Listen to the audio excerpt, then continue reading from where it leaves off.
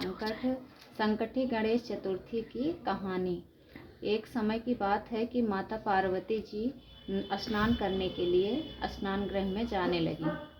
तब उन्होंने ये सोचा, फिर उनके शरीर के उबटन से उन्होंने अपने ही शरीर के उबटन से एक मूर्ति स्थापित की। मूर्ति में उन्होंने जान स्थापित कर दी। उसके बाद उससे बोला कि हे बेटा, तुम यहीं बैठे रहना, जब तक मैं नहा के ना निकलूं, कोई अंदर आना नहीं चाहिए। उसने कहा अच्छा चलो ठीक है। उस थोड़ी देर बाद महादेव जी वहाँ से आ रहे थे। अब उनको पार्वती जी से मिलना था। इस वजह से वो आके उससे कहने लगे कि मुझे अंदर जाना है। वो माता पार्वती जी के आज्ञा को कैसे उल्लंघन करे, इसलिए वो अपनी बात पे अडिग था। इतने में महादेव ने बार बार विनती की, बार बार उन्हें समझाया। जब वो नहीं माना तो उनको गुस्सा आ गया और उन्होंने अपने त्रिशूल से उसका सर धड़ से अलग कर दिया। इतने में बाहर की आवाज़ सुनकर माता पार्वती जी वहाँ से दौड़ी दौड़ी बाहर आई।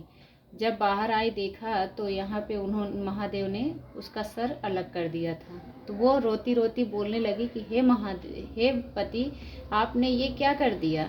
तो कह रहे कि ये मैं इतनी देर से इससे बिना विनती कर रहा हूँ, बिना विनम्रता से बोल रहा हूँ, तब भी ये सुन नहीं रहा है और ये मुझे अंदर नहीं आने दिया।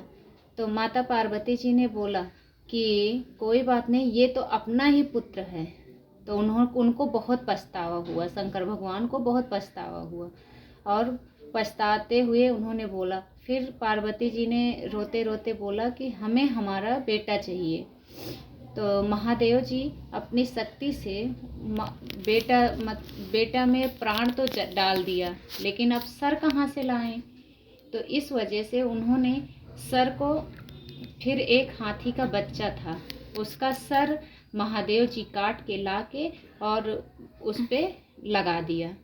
अब इसी वजह से जो है वो उसका नाम गजानन और गणेश जी रखा गया।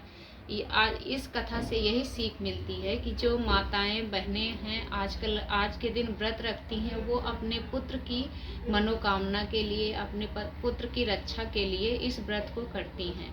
सारी सौभाग्यवती स्त्रियां, सारी माताएं बहनें सब इसी व्रत को करती हैं।